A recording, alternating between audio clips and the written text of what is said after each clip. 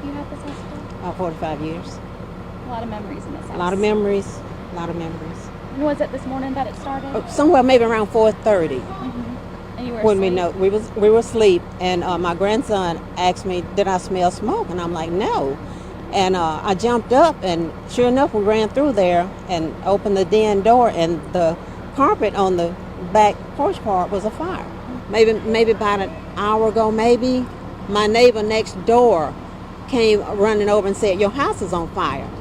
So we looked out, and sure enough, the house was on fire again. Blazes coming out of the roof of the house. 911 was called again.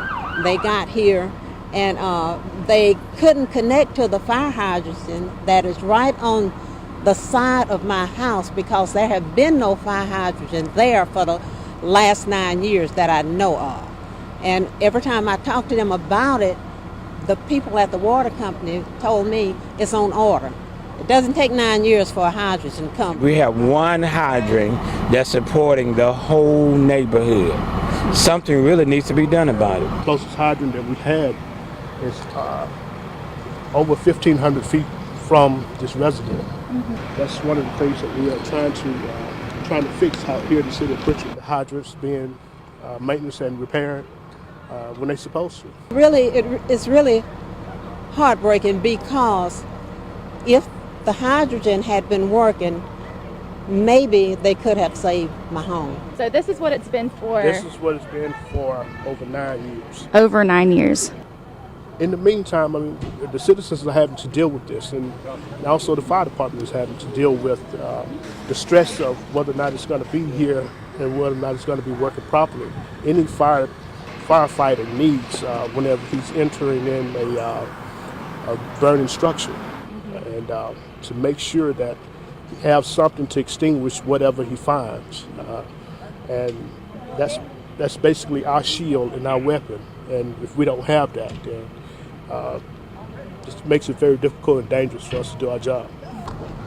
This bed was actually completely filled to the top with hose. We had to empty this whole bed just to extend this line all the way to where we can get to this house. This hydrant that we're walking down to is the hydrant that's servicing this entire community. And if you see, there's homes, at least every 100 feet there's a home. And it's very concerning whenever I know that we run into situations like this over and over again. Those new fire trucks that we just put in for are part of that solution. With those new fire trucks, that's going to add us, each one of those trucks carry 1,000 gallons of water. And that's 2,000 gallons of water that we could have shown up at this house and put this fire out, and probably wouldn't have not have to have had a hydrant, period. We've walked several hundred feet from our truck. If you want to pan back around and look at our truck so far, we haven't even made it to the hydrant yet. I mean, that's a good bit away. Yes, that's right about 1,000 feet. We still have more to go. This water is very little water. It's draining out the hose, right, the end of the hose right there. But if you look here in front of this hydrant, which this is the hydrant that's supplying our trucks right now. There's more water coming out around the base of this hydrant that's running back down the street, this opposite street. That's where our water pressure is going. So this hydrant has a problem. It did not pass the inspection that we had just a few months ago, and that problem has not been corrected. So not only do we have a missing hydrant on 1,600 feet down the road, which is in front of the residence that's burning, that was on fire, the closest hydrant to that, 1,600 feet away, has a flowing leak underground. So yeah, there's a big concern. We have to have these resources, and without them, we can't service the city the way we should. And it has to be corrected soon. It has to be corrected very soon. I mean, because not only does it affect people, safety. I mean, there could be lives at stake whenever these things don't work. Absolutely.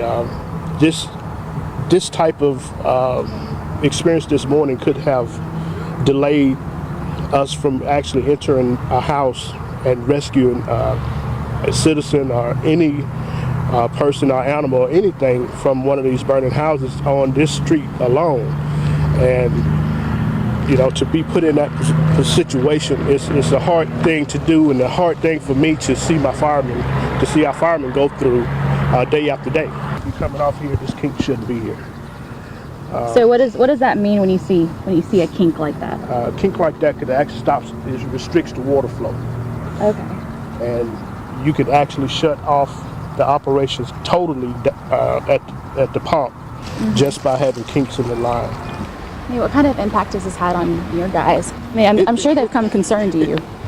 It's very concerning to them, and I can understand their concerns as we look at it as a safety standpoint from our aim, not just safety for ourselves, but safety for the citizens.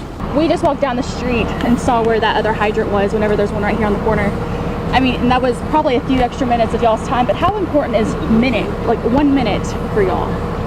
The value of a minute, whenever we're in situations where we have a house that's involved with fire, it's like an hour to us. It's the equivalent of giving us an hour to do a small task. And that's very, very valuable. We need help.